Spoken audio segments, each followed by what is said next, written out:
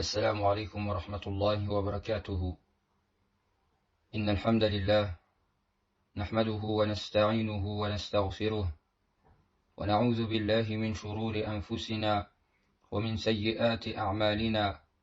من يهده الله فلا مضل له ومن يضلل فلا هادي له، وأشهد أن لا إله إلا الله وحده لا شريك له، وأشهد أن محمدا عبده ورسوله. يا أيها الذين آمنوا اتقوا الله حق تقاته ولا تموتن إلا وأنتم مسلمون. يا أيها الناس اتقوا ربكم الذي خلقكم من نفس واحدة وخلق منها زوجها وبث منهما رجالا كثيرا ونساء، واتقوا الله الذي تساءلون به والأرحام إن الله كان عليكم رقيبا. يا أيها الذين آمنوا اتقوا الله وقولوا قولا سديدا يصلح لكم أعمالكم ويغفر لكم ذنوبكم، ومن يطع الله ورسوله فقد فاز فوزا عظيما.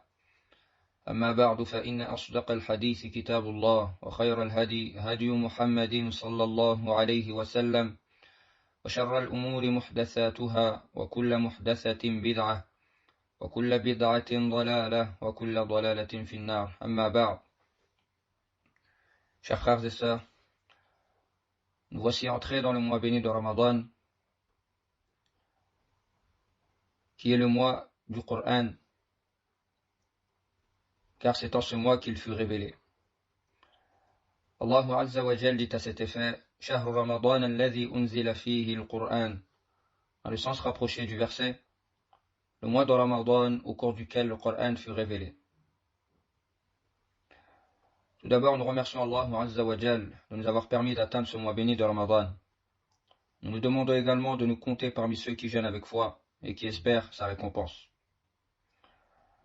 Nous allons bi'idhnillahi ta'ala tout au long de ce mois béni, lire et étudier un épître d'un des plus grands savants de l'islam, qui est le cheikh Muhammad ibn Abdul Wahhab rahimahullah ta'ala. Cet épître s'intitule Fada'ilul Qur'an, les mérites du Coran.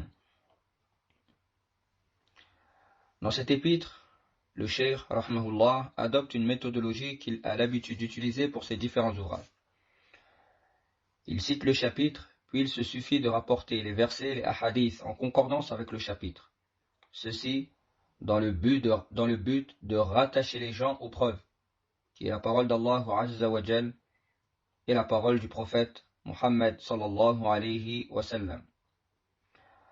En espérant tirer profit de ces assises, on demande à Allah Azza wa Jal de nous assister, de nous octroyer la réussite et de nous compter parmi ceux qui prêtent l'oreille à la parole d'Allah, puis suivent ce qu'elle contient. L'auteur du livre commence et dit: Bismillahirrahmanirrahim, wa bihi nasta'in, wa alayhi natawakkal, wa sallallahu ala Muhammad, wa alihi wa sahbihi wa sallam. L'auteur du livre commence avec la basmala, qui est la parole Bismillahirrahmanirrahim. Ceci en prenant exemple sur le livre d'Allah et la sunna du prophète sallallahu alayhi wa sallam. L'auteur du livre a dit: Babu fadaili tilawati al-Qur'an wa ta'allumihi wa ta'limihi. Chapitre des mérites de la récitation du Coran, de son étude et de son enseignement. Wa qawlillahi azza wa jal: Yarfa'illahu alladhina amanu minkum walladhina utul ilma darajat. Dans le sens rapproché du verset, Allah élèvera en degrés ceux d'entre vous qui auront cru et ceux qui auront reçu le savoir. Surat al-Mujadala, verset 11. À travers ce verset, nous voyons le mérite des gens de science et de ceux qui étudient la science. Et nul doute que la meilleure des sciences est la science du Coran. L'imam al-Qurtubi, rahimahullah ta'ala, l'exégète, a dit en commentaire de ce verset: Allah élève ceux qui ont cru sur ceux qui n'ont pas cru. Et il élève parmi les croyants ceux qui ont reçu la science à ceux qui ne l'ont pas reçue. De même, l'imam al-Sa'di, rahimahullah ta'ala, dit en commentaire de ce verset: il y a dans ce verset la mise en avant des mérites de la science. قال المؤلف رحمه الله ما كان لبشر أن يؤتيه الله الكتاب والحكم والنبوة ثم يقول للناس كونوا عبادا لي من دون الله ولكن كونوا ربانيين بما كنتم تعلمون الكتاب وبما كنتم تدرسون. Dans le sens du verset, il ne conviendrait pas à un être humain à qui Allah a donné le livre, la compréhension et la prophétie de dire aux gens soyez mes adorateurs à l'exclusion d'Allah, mais au contraire il devra dire devenez des savants obéissants au Seigneur puisque vous enseignez le livre et vous l'étudiez. Sourate Al-Imran, verset 79. Tout d'abord, dans ce verset, il y a une réfutation aux chrétiens qui ont prétendu que le prophète Isa alayhi salam les a appelés à l'adorer en dehors d'Allah.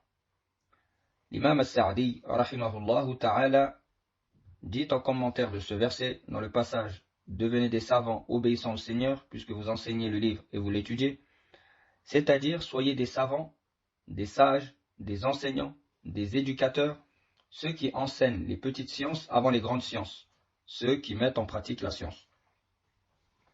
Nous voyons à travers ce verset les mérites de la science, de la pratique et de l'enseignement. L'auteur du livre a dit وعن عائشة رضي الله عنها قالت قال رسول الله صلى الله عليه وسلم الماهر بالقرآن مع السفرة الكرام البررة والذي يقرأ القرآن ويتتعتع فيه وهو عليه شاق له أجران أخرجاه. D'après Aïcha radiyallahu anha qui a dit, le prophète sallallahu alayhi wa sallam a dit, celui qui excelle dans la lecture du Coran sera avec les ambassadeurs nobles obéissants. Ce qui est voulu ici par les ambassadeurs nobles obéissants sont les anges. Et celui qui lit avec difficulté et contrainte aura deux récompenses. Hadith rapporté par Al-Bukhari et Muslim. Le grand savant, le cheikh Abdelaziz ibn Baz, rahimahullah ta'ala, dit en commentaire de ce hadith, ce qui est voulu de la lecture, c'est de mettre en application ces règles de lecture tout en œuvrant en fonction du Coran et non pas une simple lecture. Nous voyons donc à travers ce hadith les mérites et récompenses de ceux qui lisent le Coran. L'auteur du livre continue, il dit Walil Bukhari an Uthman radiyallahu anhu anna Rasulallah sallallahu alayhi wa sallam qala khayrukum man ta'allama al-Qur'ana wa 'allamahu. Dans le sens rapproché du verset, le meilleur d'entre vous est celui qui apprend le Coran et qui l'enseigne. Hadith rapporté par Al-Bukhari. Dans la parole du prophète sallallahu alayhi wa sallam, le meilleur d'entre vous, c'est-à-dire auprès d'Allah. Le grand savant, le cheikh Abdelaziz ibn Baz, dit en commentaire de ce hadith, les meilleurs des gens sont les gens du Coran, ceux qui l'apprennent, ceux qui l'enseignent aux gens et ceux qui le mettent en pratique. Nous voyons à travers ce hadith que les meilleurs des gens auprès d'Allah sont ceux qui apprennent le Coran et l'enseignent aux autres. Cela comprend la mémorisation, la compréhension et la mise en pratique. L'auteur du livre a dit وَلِمُسْلِمٍ عَنْ أَبِي أُمَامَةَ قال سمعت رسول الله صلى الله عليه وسلم يقول اقرأوا القرآن فإنه يأتي يوم القيامة شفيها لأصحابه اقرأوا الزهراوين البقرة وسورة آل عمران فإنهما يأتيان يوم القيامة كأنهما غمامتان أو كأنهما غيايتان أو كأنهما فرقان من طير صواف يحاجان لصاحبهما اقرأوا سورة البقرة فإن أخذها بركة وتركها حسرة ولا تستطيعها البطلة. D'après Abi Umama radiyallahu anhu qui a dit, j'ai entendu le messager d'Allah sallallahu alayhi wa sallam dire, lisez le Coran car certes il viendra le jour de la résurrection intercéder en la faveur des siens. Lisez les deux rayonnantes, Al-Baqarah et Surat Ali Imran, car elles viendront le jour de la résurrection à l'image de deux nuages, ou à l'image de deux rayayatan, qui est al-rayayatan, c'est tout ce qui ombrage la personne au-dessus de sa tête, ou à l'image de deux troupes d'oiseaux alignés dans le ciel. Elles intercéderont pour ceux qui étaient avec ces deux sourates, c'est-à-dire Al-Baqarah et Ali Imran. Lisez Surat Al-Baqarah, car sa prise est une bénédiction, et son délaissement est une amertume, un regret, et les sorciers ne peuvent pas lui résister. Hadith rapporté par Muslim. Parmi les mérites de la lecture du Coran, de son apprentissage et de sa mise en application à travers ce hadith, le Coran intercédera en faveur des siens. Les deux rayonnantes qui sont Al-Baqarah et Ali Imran viendront à l'image de deux nuages et intercéderont en la faveur des siens. La lecture de Surat Al-Baqarah est une bénédiction. Le fait de délaisser sa lecture est un regret. Et pour finir, les sorciers ne peuvent pas lui résister. C'est-à-dire, les sorciers ne peuvent pas résister à Surat Al-Baqarah. L'auteur du livre a dit وعن ابن مسعود قال قال رسول الله صلى الله عليه وسلم من قرأ حرفا من كتاب الله فله به حسنة والحسنة بعشر أمثالها لا أقول ألف لام ميم حرف ولكن ألف حرف ولام حرف وميم حرف رواه الترمذي وقال حديث حسن صحيح. D'après Abdullah ibn Mas'ud, le prophète sallallahu alayhi wa sallam a dit: celui qui lit une lettre du livre d'Allah aura pour cela une bonne action. Et la bonne action est décuplée par 10. Je ne dis pas que Alif Lam Mim est une lettre, mais Alif est une lettre, Lam est une lettre, Mim est une lettre. Ce hadith a été rapporté par At-Tirmidhi. Parmi les mérites de la récitation du Coran, celui qui lit une lettre aura une bonne action, qui sera multipliée par 10, comme nous l'avons vu dans ce hadith. L'auteur du livre a dit: وله وصححه عن عبد الله بن عمرو عن النبي صلى الله عليه وسلم قال يقال لصاحب القرآن اقرأ وارتقي ورتل كما كنت ترتل في الدنيا فإن منزلتك عند آخر آية تقرأ بها. D'après Abdullah ibn Amr, le prophète sallallahu alayhi wa sallam a dit: on dira au lecteur du Coran, récite et élève-toi en degré et récite-le comme tu le récitais dans ce bas monde, car ta demeure sera là où tu réciteras ton dernier verset. Hadith rapporté par At-Tirmidhi. Parmi les mérites de la récitation du Coran, de son apprentissage et de sa mise en application, le degré de la personne au paradis sera en fonction du dernier verset qu'il lira. D'ailleurs, le noble cheikh Salih al-Fawzan hafizahullah dit en commentaire de ce hadith: ce qui est voulu par la lecture dans ce hadith, c'est une lecture qui doit être accompagnée de méditation, et de mise en pratique. L'auteur du livre a dit: وَلِأَحْمَدَ أَيْضًا عن بريدة مرفوعة تعلموا سورة البقرة فذكر مثل ما تقدم في الصحيح في البقرة وآل عمران وفيه وإن القرآن يلقى صاحبه يوم القيامة حين ينشق عنه قبره كالرجل الشاحب فيقول له هل تعرفني فيقول ما أعرفك فيقول له هل تعرفني فيقول ما أعرفك فيقول أنا صاحبك القرآن الذي أذمأتك في الهواجر وأسهرت ليلك وإن كل تاجر من وراء تجارته وإنك اليوم من وراء كل تجارة فيعطى الملك بيمينه والخلد بشماله ويوضع على رأسه تاج الوقار ويكسى والداه حلتين لا يقوم لهما أهل الدنيا فيقولان بما كسينا هذا فيقال بأخذ ولدكما القرآن ثم يقال له اقرأ واسعد في درج الجنة وغرفها فهو في صعود ما دام يقرأ هذا كان أو ترتيلا. D'après Buraïda, le prophète sallallahu alayhi wa sallam a dit: apprenez la sourate Al-Baqarah. Et certes, le Coran rencontrera son compagnon le jour de la résurrection lorsque sa tombe se fendra. Il sera comme un homme pâle. Le compagnon lui dira: me connais-tu? Il lui dira: je ne te connais pas. Le compagnon lui dira une seconde fois: me connais-tu? Il lui dira: je ne te connais pas. Il lui dira alors: je suis ton compagnon le Coran, celui qui t'a assoiffé en pleine journée et t'a fait veiller la nuit. Certes, chaque commerçant est derrière son commerce, et aujourd'hui, tu es derrière tout commerce. On lui remettra le royaume dans sa main droite et l'éternité dans sa main gauche. On lui posera une couronne sur la tête et on vêtira ses parents de vêtements qu'on appelle el-hulla, qui ne sont pas comparables à ceux qu'il y a dans ce bas monde. Ses parents diront: pourquoi nous a-t-on vêtis ainsi? On leur dira: car vos enfants apprenaient le Coran.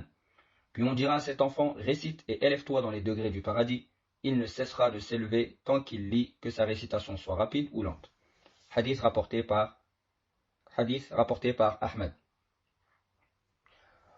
On voit à travers ce hadith l'importance et le mérite de la lecture du Coran, l'importance de son apprentissage de sa mise en pratique et de sa méditation. De même, on voit à travers ce hadith l'importance et le rôle des parents d'enseigner aux enfants le Coran. L'auteur du livre a dit وعن أنس أن رسول الله صلى الله عليه وسلم قال أهل القرآن هم أهل الله وخاصته رواه أحمد والنسائي. D'après Anas, le prophète sallallahu alayhi wa sallam a dit les gens du Coran sont les gens d'Allah et ses privilégiés. Hadith rapporté par Ahmad et An-Nasa'i. Le grand savant, le cheikh Salih al-Fawzan, hafizahullah ta'ala, a dit en commentaire de ce hadith ce qui est voulu par les gens du Coran, ce sont ceux qui ont mis le Coran en pratique et ont œuvré avec le Coran.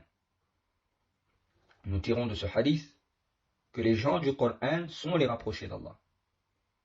Et les gens du Coran sont les privilégiés d'Allah. On demande à Allah Azza wa Jal de nous compter parmi les gens du Coran. L'auteur du livre passe au chapitre suivant. Il dit باب ما جاء في تقديم أهل القرآن وإكرامهم. Chapitre de la mise en avant des gens du Coran et de les honorer. وكان القراء أصحاب مجلس عمر كهولا كانوا أو شبابا. L'auteur du livre a dit les lecteurs du Coran, âgés ou jeunes à l'époque des compagnons, étaient ceux qui s'asseyaient dans les assises de Omar radiyallahu anhu. Nous retenons à travers ce récit que les gens du Coran attirent les bonnes fréquentations en général. L'auteur du livre a dit وعن ابن مسعود أن رسول الله صلى الله عليه وسلم قال يؤم القوم أقرأهم لكتاب الله فإن كانوا في القراءة سواء فأعلمهم بالسنة فإن كانوا في السنة سواء فأقدمهم هجرة فإن كانوا في الهجرة سواء فأقدمهم سنا وفي رواية سلما ولا يؤمن الرجل في سلطانه ولا يقعد في بيته على تكريمته إلا بإذنه رواه مسلم. D'après Abdullah ibn Mas'ud, le prophète sallallahu alayhi wa sallam a dit que préside la prière du peuple le plus lecteur du livre d'Allah. S'ils sont égaux dans la lecture, ça sera alors celui qui est le plus savant dans la sunna. Et s'ils sont égaux dans la sunna, ça sera alors le premier à avoir accompli la hijra, qui est le fait d'immigrer et de délaisser une terre de mécréance pour une terre d'islam. Et s'ils sont égaux dans la hijra, ça sera alors le plus âgé, et dans une autre version, le plus ancien dans l'islam. Et qu'un homme ne dirige pas la prière d'un homme dans sa propriété, et qu'un homme ne s'assoit pas chez quelqu'un sans son autorisation. Nous voyons à travers ce hadith le mérite des gens du Coran, car ce sont ceux qui doivent être devancés pour diriger la prière, car ils sont plus lecteurs du livre d'Allah. Bien sûr, il faut que cette personne connaisse les règles de la prière. Nous retenons également qu'il n'est pas permis de diriger la prière chez autrui sans son autorisation, quand bien même la personne serait plus lecteur. Cependant, il appartient au propriétaire des lieux de devancer celui qui est le plus lecteur et plus savant que lui. De devancer celui qui est plus lecteur et plus savant que lui. De même, il n'est pas permis de s'asseoir chez autrui avant d'avoir eu l'autorisation de s'asseoir.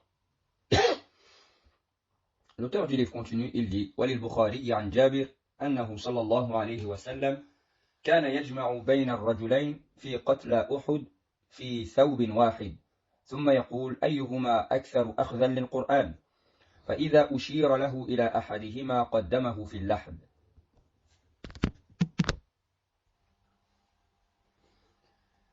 D'après Jabir, radiyallahu anhu, le prophète sallallahu alayhi wa sallam, après la bataille de Uhud, enterrait les morts deux par deux dans le même linceul. Et ceci dû au grand nombre de lecteurs tués parmi les compagnons lors de cette bataille. Puis lorsqu'il voulait les placer dans la tombe qu'on appelle al-Lahd, il demandait lequel des deux avait le plus de Coran. Quand on lui indiquait celui qui avait le plus de Coran, alors le prophète sallallahu alayhi wa sallam le devançait dans la tombe. Nous voyons à travers ce hadith, ou ce récit, que même après la mort, pendant l'enterrement, les gens du Coran ont un mérite et sont devancés aux autres. Nous résumons dans ce chapitre que les gens du Coran ont des mérites sur les autres dans ce bas monde, dans la tombe et dans l'au-delà. On demande à Allah Azza wa Jal de nous compter parmi les gens du Coran. L'auteur du livre passe au chapitre suivant. Il dit باب وجوب تعلم القرآن وتفهمه واستماعه والتغليظ على من ترك ذلك. Chapitre de l'obligation d'apprendre le Coran, de chercher à le comprendre, de l'écouter attentivement et la dureté envers celui qui délaisse tout cela. وقول الله تعالى وجعلنا على قلوبهم أكنة أن يفقهوه وفي آذانهم وقرا. Dans le sens du verset, nous avons entouré de voiles leur cœur qui les empêchent de comprendre le Coran et dans leurs oreilles et une lourdeur. Surat Al-An'am, verset 25. Nous voyons à travers ce verset le résultat et les conséquences de ceux qui s'écartent et délaissent délibérément l'écoute, la compréhension et la mise en pratique du Coran. قال المؤلف, l'auteur du livre a dit وقال تعالى إن شر الدواب عند الله السم البكم الذين لا يعقلون. Dans le sens rapproché du verset, les pires des bêtes auprès d'Allah sont en vérité les sourds muets qui ne raisonnent pas. Surat Al-Anfal, verset 22. Ce qui est voulu par le mot bête ici, ce sont tous ceux qui marchent sur la surface, de la terre. L'imam As-Sa'di, rahimahullah ta'ala, dit en commentaire de ce verset, les pires des bêtes auprès d'Allah sont les hommes qui ne tirent aucune utilité des signes, des versets et des avertissements. Ils sont sourds au point de ne pas vouloir entendre la vérité. Ils sont muets au point de ne pas vouloir proclamer cette vérité. Ils ne raisonnent pas ce qui est utile pour eux. Ceux-là sont les pires des bêtes auprès d'Allah. L'auteur du livre a dit وَمَنْ أَعْرَضَ عَنْ ذِكْرِي فَإِنَّ لَهُ مَعِيشَةً ضَنْكًا. Dans le sens rapproché du verset, et quiconque se détourne de mon rappel mènera certes une vie pleine de gêne, et le jour de la résurrection nous l'amènerons aveugle au rassemblement. Surat Taha, verset 124. L'imam As-Sa'di, rahimahullah ta'ala, a dit en commentaire de ce verset, quiconque se détourne de mon rappel, c'est-à-dire mon livre, qui sert de rappel, en le délaissant ou pire en le niant, mènera une vie pleine de gêne, c'est-à-dire sa rétribution sera de mener une vie pleine de gêne et d'amertume, ce qui sera un châtiment pour lui. Nous voyons à travers ces différents versets la menace sévère pour celui qui délaisse l'apprentissage, la lecture et la compréhension du Coran. Il est donc impératif d'apprendre et de mettre en pratique ce noble Coran, et de ne pas être comme un entonnoir, c'est-à-dire d'entendre les injonctions et obligations du Coran, et de ne pas prêter oreille par la suite. فنكتفي بهذا القدر. Nous nous arrêtons ici pour aujourd'hui. Notre prochain rendez-vous sera la semaine prochaine. فنسأل الله عز وجل أن يجعلنا من الذين يستمعون القول فيتبعون أحسنه. On demande à Allah de nous compter parmi ceux qui prêtent l'oreille à la parole d'Allah, puis suivent ce qu'elle contient. وصل اللهم على نبينا محمد وعلى آله وصحبه وسلم وسبحانك اللهم وبحمدك أشهد أن لا إله إلا أنت أستغفرك وأتوب إليك والحمد لله رب العالمين والسلام عليكم ورحمة الله وبركاته.